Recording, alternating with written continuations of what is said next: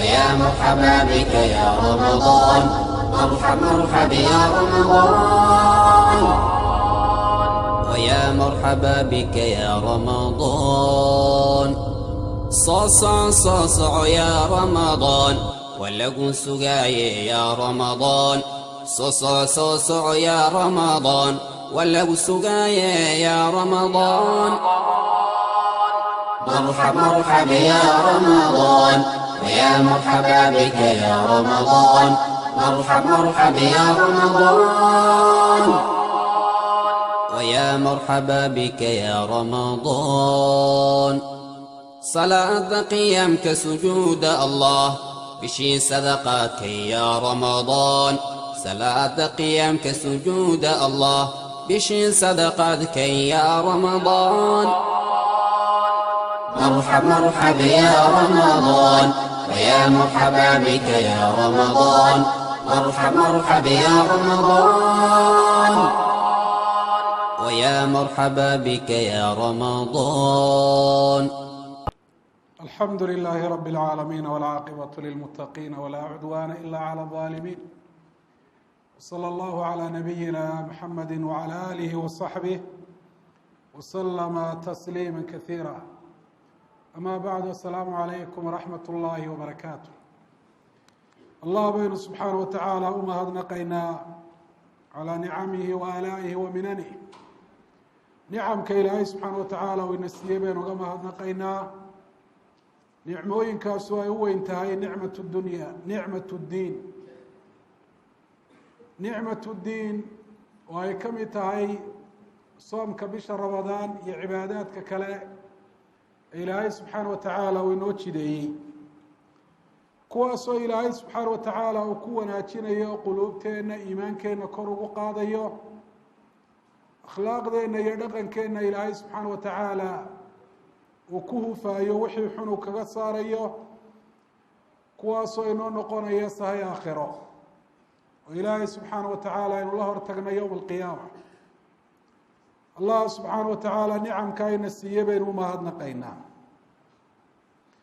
dhammaanteenba walaalayaal waxaynu ogsoonahay daartan aynu joogno maanta in la idhaahdo daaru dunya, waxaa ka dambaysa daar kaloo la idhaahdo daaru laakhira.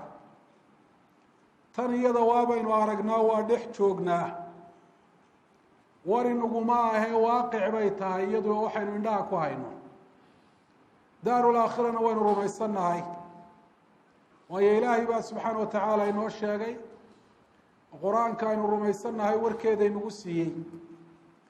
nabigeeni moxamed calayhi salaatu wasalaam ayaa inooga waramay, weliba aada baa laynoogu faahfaahiyo, waa laynaga dhargiye warkeeda. ilaahay subxaana wa tacaala labadaasi daarood ee uu abuuray, mid walba ilaahay dad ayuu u yeelay. dadka qaarkood waa abnaau dunya, kuwo kalena waa abnaau laakhira. qaarkood hamiga u weyn ay xambaarsan yihin waa hamiga adduunyo, iyaday u nool yihiin, iyaday u tabcaan, iyaday ku seexdaanay kusoo toosaan, iyada ayay inta u badan ama waktigeeda o dhan ka fikiraan. kuwo kaloo addoomaha ilaahay ka midi waa abnaau laakhira, adduunyada way joogaanoo biajsaadihim bay ku joogaan, jirhkooda iyo badankooda. quluubtooduse aakhiro ayay si dhamaystiran ugu xidhan tahay.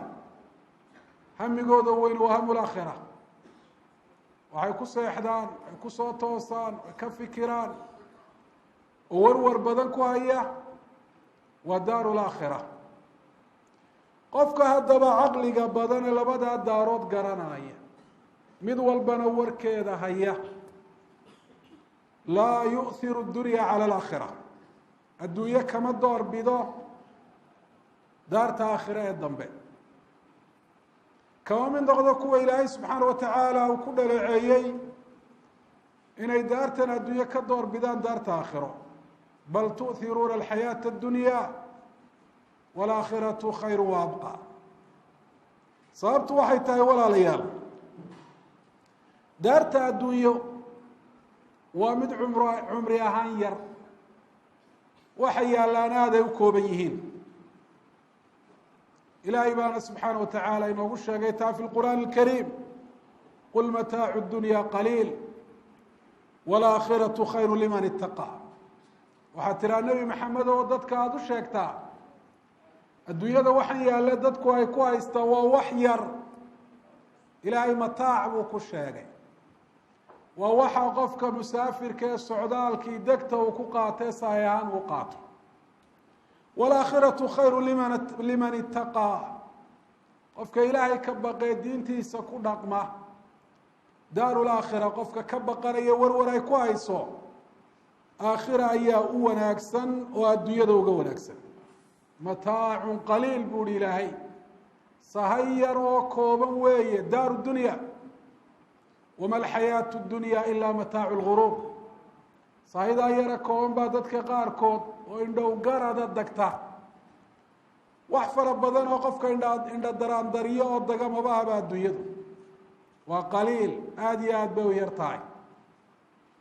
waa ka nebi maxamed calayhi salaatu wasalaam joogista daartan la joogaayo ku tusaaleeye sidii qof geed harhkii harhsaday. qof socdaalo geed harhkii harhsaday, waxa uu sugayaana uu yahay inuu socdaalkiisii sii wato oo geedka uu ka dhaqaaqo oo uu ka tago.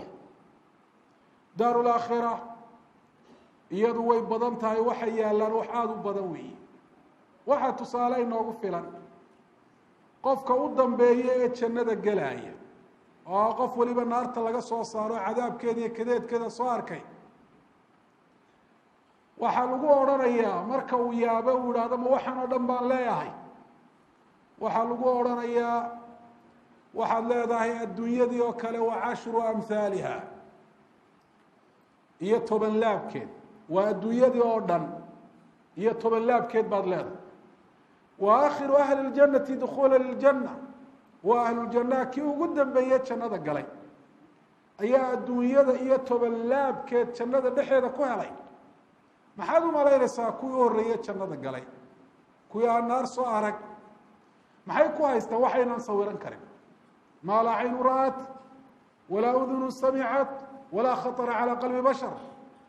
waxaana ili xaqiiqadiisa ku arag, dhegiina sida uu yahay marka ay maqasho aanay u suuraysanahayn, qofna qalbigiisu aan u sawiran karin sida uu yahay. in kastoo laynooga waramo aakhiro sida si kastoo aynu ka suuraysano inu u qaadano, waa ka sarraysaa waana ka wanaagsan tahay. adduunyadu iyadoo yar haddana waa faaniya, way dhammaanaysaa, meesha way ka baxaysaa. shayguna inkastoo uu wanaagsan yahay, inkastoo waxtarkiisu badan yahay, inkastoo qofka uu la qaalisan yahay, inkastoo uu ku faraxsan yahay, mar haddii baaba iyo dhammaansho uu ka dambeeyo, wax qiimaha hagaagsan le ma aha. maa cindakum yanfad wamaa cinda allahi baaq. waxa agtiina yaalla waa dhammaanayaa, allah agtiisa waxa yaalla ayuunbaa baaqi ah. daaru laakhira ayaa albaaqiya. waalaakhiratu khayru wa abqa. aakhira adduunyada waa ka wanaagsan tahay, qofka wanaag kula kulma iyada ayaana baaqiya oo hadhaysa. adduunyaduna waa faaniya, kulu man calayha faan wayabqa wajhu rabbik duljalaali walikraam. wax allaale waxaa dul yaalle maanta lagu hayaa, waxaad aragtay iyo waxaad maqashay iyo waxaad taabatay, wax baaba-ayoo meesha ka baxayo weeye. daaru dunyaa iyadoo ah mid dhammaanaysa, iyadoo ah mid waxa yaallaaba ay yar yihiin o ay kooban yihiin, haddana waxa yaalla wax qiimo badan la maaha. waa shay khasiis oo aada u liita oo aada iyo aada u hooseeya. waxaana taa inoo muujinaya tusaalayaasha nebi maxamed calayhi salaatu wasalaam uu ka bixiyey. oo wuxu uhi rasuulkeeni moxamed calayhi salaatu wasalaam, duriba libni aadam mathalu fii maطcamih fandur ilaa maada yasiir wain qazaxahu wamallaxahu. adduunyada waxaa tusaale looga dhigay qofka bani aadamka ugu filan inuu ku cibro qaato raashinka uu cunayo.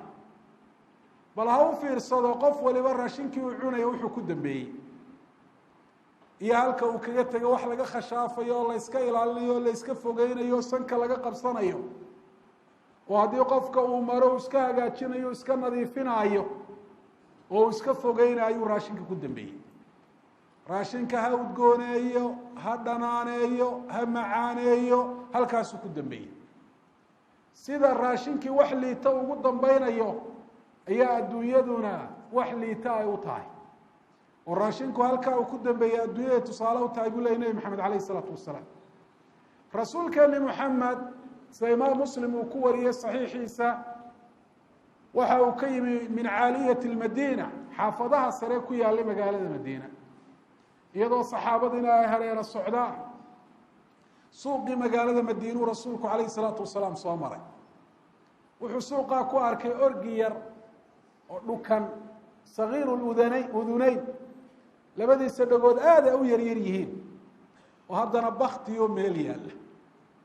rasuulku calayhi salaatu wasalaam isagoo doonaya saxaabada inuu tusaale uga bixiyo adduunyada, waxa uu yihi: ayukum yuxibu an yakuna lahu hada bidirham?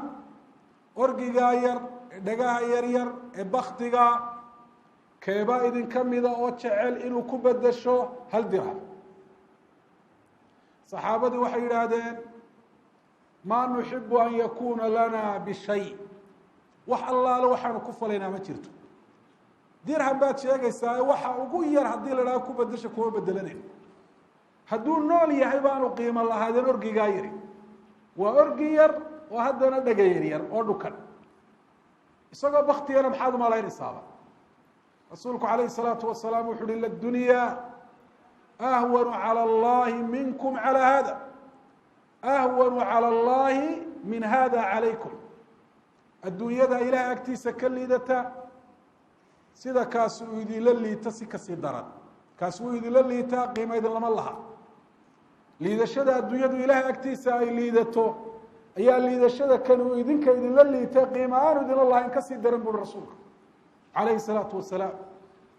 adduunya iyadoo yar walaalayaal, iyo adduunya iyadoo ah mid baaba-aysa, adduunya iyadoo ah mid markeeda horeba qiimo yar, ayaa haddana ay tahay mudbira, mid sii socoto aynu xaqiiqsannahay, oo waa kastoo kuu beriye, gobol kastoo ku dhaca adduunyadu kaa fogeynaya, aakhire xaggeedana waa ku kaxaynaya. وأqبلت الآkhرaة مqبلة، جاءت الآkhرaة مqبلة، وأdبرت الدuنيا. aakhira way soo socota, way nagu soo fool leedahay, adduunyana way daba jeedayso, way sii socotaa. وaلكuلi minهma banuun.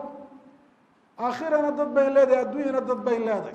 qاla عaلي رضي الله عنه: فkunuu min أبناءi الآkhرة وlaa تkunuu min أبناءi الدuنيا. dadka aakhiro noqdo, dadka adduunyaha noqonina. dadka hamigooda u weyn uu yahay hamu laakhira noqda, kuwa hamigooda u weyn hamu addunya uu yahay ha noqonina. adduunyadu walaalayaal, sidaa ilaahay uu sheegay inay liidato,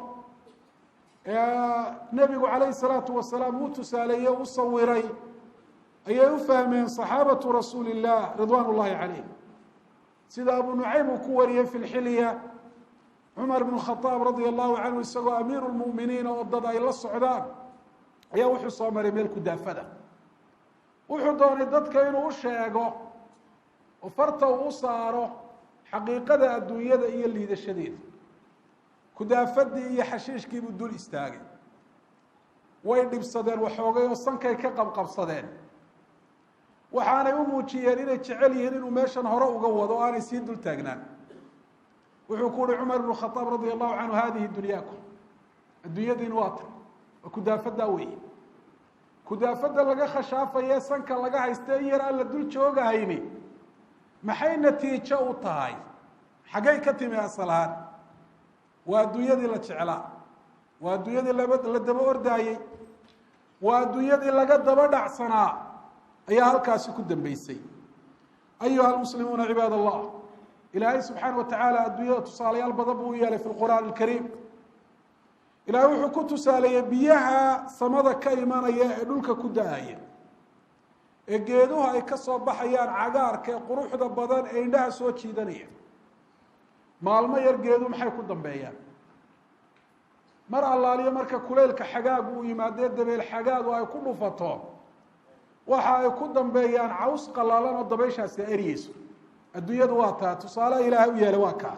wadrib lahu mahala alxayaati dunya كماء أنزلناه من السماء فاختلط به نبات الأرض فأصبح هشيما تذروه الرياح نبي محمد waxaa tusaale uga dhigtaa adduunyada sidii biyo samada aanu ka keenay biyaha sababtooda geedo kala duwan dhulkii ay ka soo baxeen in yar kadibna ay noqdeen caws qalalan oo dabayshu ay riixayso dabayshu ay wado adduunyadu inay baaba'ayso haba qurux badnaato indhaha soo jiidato dadka mid fitnaynaysa ha noqotee sidaasuu ilaahay subxaana wa tacaala u tilmaamay mar haddii adduunya ay sidaasi tahay qofkuna laba iskuma heli karo inuu adduunyo wuxuu doonayaba uu ku helo waxba aanay ka maqnaan wax allaale waxay naftiisu muhato iyo wax allaale waxay naftiisu ay jeceshahay iyo inuu janno heliyo naciimka ilaahay raalli ahaanshihiisa labadaasi iskuma gelayaan waa ka yidhi cabdullaahi ibnu mascuud man araada addunya adara bilaakhira adduunyo dhamaystiran qofka doonaa aakhiradiisay ka go-an tahay waman araada alaakhirata adara bidunya qofka aakhiro doonayana adduunyadiisay ka go-an tahay oo dadaalkiisa u badan waktigiisa u badan shaqadiisa u badan hamigiisa u badan fikirkiisa u badan buu aakhiro ku bixinaya dabeetana adduunyadiisa ayay taasi ay ka go-an tahay qaala adira bidunya ya qowm faadiruu bilfani lilbaaqi wuxuu yihi ka baaqigee hadhayo aakhira ku dadaala kan dhammaanayaba ha ka go-naatee waayo adduunyada inkastoo waxyaaba aad jeceshay ay kaa maqan yihiin oo aanad wada helin waa sida aynu sheegnay ama iyadaa kaa tegaysa ama adigaa ka tegayo waa lagaa dhex qaadaya waa meesha lagu habeen dhaxaayo waa geedka har kale ee la harhsaday ee ama harhku uu kaa tegayo xagga kale u wareegayo ama adiguba waxoogee markaad ku nasato aad ka soconayso hore aad uga dhaqaaqayso cali bin abi aalib radia allahu canh wuxuu ku yihi alxasan albasri isagoo la talinaaya kun fi dunya bibadanik wa fi laakhirati biqalbika adduunyada jidhkaaga ku joog inta aada nooshay jasadkaagu adduunyada waa joogaya ruuxdu markay jasadka ka baxdo waa lagaa kaxayn oo waa lagaa qaadi doonaa laakiin adduunyada qalbigaaga ha ku joogin oo qalbigaagu qalbi adduunyadan un joogo iyaduna ay u muuqato oo iyada un qiimeynaya oo iyadun ka fikiraya oo iyadun ka warwarayaanu noqonin qalbigaagu adduunyada ha dhaafsiisnaado indheer garad ha noqoto indhaha qalbigaagu halkay hayaan aakhira ha noqoto halka uu ka fikirayo uu ka warwarayo ee uu sahay qaadanaya ha noqoto daaru laakhira walaalayaal adduunyadu waa sidaasi ilaahay subxaana wa tacaala uu inoo suureeyey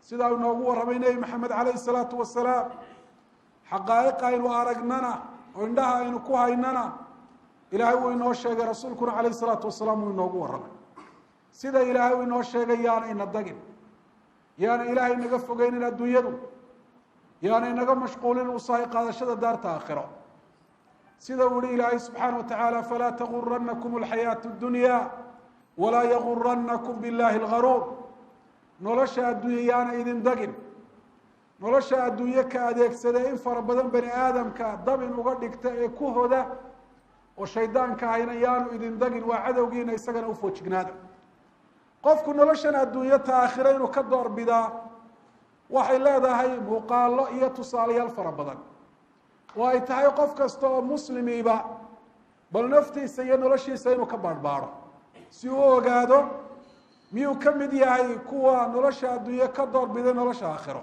mise kuwaasi ka mid maaha waxaa ka mid a tusaalayaasha iyo muuqaalada arrintaasi ay leedahay wuxuu ilaahay kaa doonaya subxaana wa tacaala iyo waxaa naftaadu ay doonayso labada keebaad horeysiisa ma waxa ilaahay uu kaa doonayaad horeysiisaa mise waxa naftaadu ay doonayso waxa ay naftaadu doonayso haddaad ka horeysiiso waxa ilaahay uu kaa doonayo fa anta miman aahara addunya cala alaakhira waxaad ka mid tahay kuwa nolosha adduunye ka doorbiday nolosha aakhiro kuwa ilaahay kitaabkiisa uu ku dhaleeceeyey xaaladoodana rabbi subxaana wa tacaala uu ka dayriyey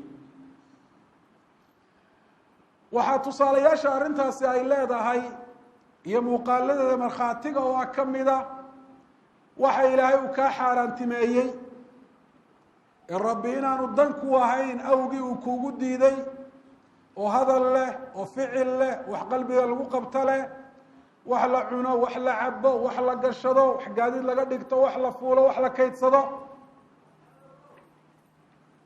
waxa ilaahay subxaana watacaala uu ku diiday ma samaysaa oo amarka ilaahay ma khilaafta mise naftaadoo doonayso oo jecel baad ilaahay daraaddi uga tagta haddii waxa aad samayso amarka ilaahay doonista naftaada daraaddii aada u khilaafto fa anta miman aahara adunya cala alaakhira kuwa nolosha adduunye ka doorbiday ta aakhira ayaad ka mid tahay haddii camalkii ay ahayd aakhiro inaad sahay uga dhigato ilaahay aada ugu dhawaato ilaahay daraaddii aada u samayso adduunye inaad hesho dadku inay ku ammaanaan magac iyo maamuus si aad dhexooda ugu yeelato madax si aada u noqoto iyo mid dadku ay daba socdaan fa anta miman aahara adunya cala alaakhira kuwa adduunyada doorbiday aakhiro ka doorbiday ayaa tahay marka xagga ilaahay lagaaga yeedho xagga adduunyadana lagaaga yeedhaayo yeedhmada